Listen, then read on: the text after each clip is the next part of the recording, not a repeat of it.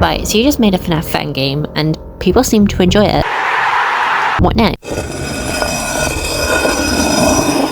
Well, you do a sequel. Duh. One Night at Flumpty's 2. It's One Night at Flumpty's, but there's Big Fat number 2 next for it this time. I recently made a video reviewing the first game, and my main criticism of One Night at Flumpty's was that it was much too similar to the first Five Nights at Freddy's. Despite this, I overall liked that I was able to poke fun at the series, as well as the cute art style it had.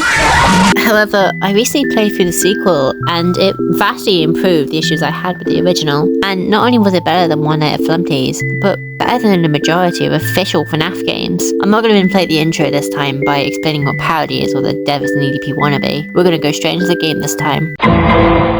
While I don't find One Night at Flumpty's 2 the funniest thing ever, there was one moment that actually made me laugh out loud. This image. Is there something wrong with me? I'm good. Like, do I have the humour of a 12-year-old? I'm good. Why did this make me laugh?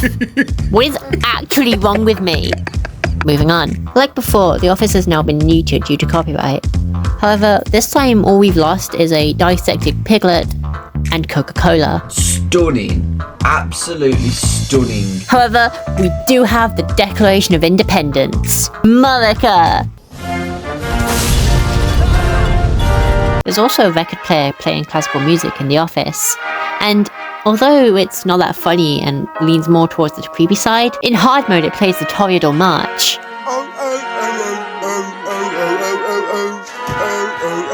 Hell yeah!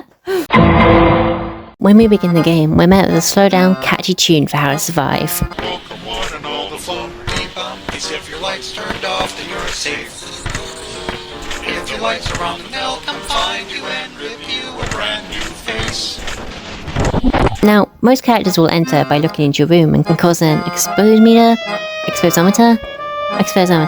Wrong with the exposometer. The characters will enter your room and cause an exposometer to fill up, and upon filling up, now, something about the meter I know will cause my death adds so much stress onto my playthrough.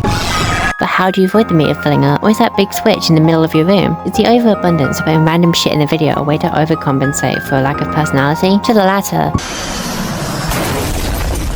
And for the first two, once a spooky goes and check on you, clicking the switch in front turns off the light, and this will obscure their view of you. The easiest way to find out when an enemy is nearing towards you is by running through every camera and seeing if one isn't there. However, the laptop we have has a very limited amount of power. Spending too long on it will cause it to turn off and require it to be rebooted, leaving you alone and defenseless. You can regenerate it using the power, just don't use it. Colossal's crazy returns. Just stop! He's also dealt with by turning the light off, but this time he stays in his clown room. He sits there with a patienceometer, not related to the exposometer, as it's made by the rival company. But is that it? No, we also have Urinal Owl. He replaces the toilet beaver from the last game as our Foxy clone. However, this time upon leaving it will enter either the left vent or the right vent. Closing one opens the other. Oh, there's also Notification Man.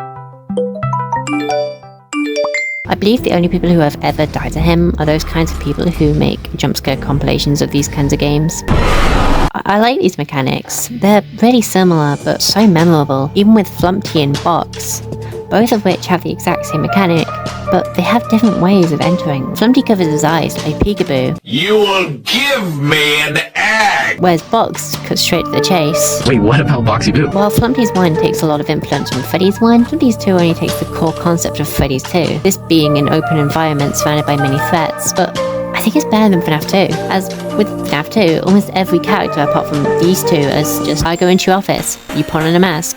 If not, or if it's him.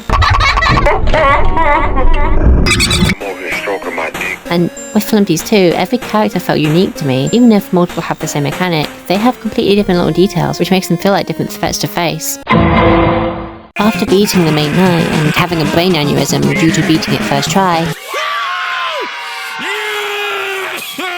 we're given another hard mode. In the first game, the mode was so easy I beat it first try. Oh, first try, what the fuck? But here, the mode was so very difficult, however fun, as I would learn better strategies, and I spent like an hour trying to beat it, which I did. There was another enemy who I didn't mention before. I'm mentioning him now as I believe he only showed up in this night alone. This enemy is called the Eyesore. He'll show up and fill the exposometer much faster than the others, meaning you want to keep an eye on him. Okay, here's my strategy on how I attempted this night. Check the camera with the bird and the camera with the clown. When the bird leads, check the red vent. If there is, react. If it isn't, yippee, no effort. Watch the clown and react to him, and then react to the others. Or just go with my gut and switch off the camera. Have a nice cold pint and wait for all this to blow over.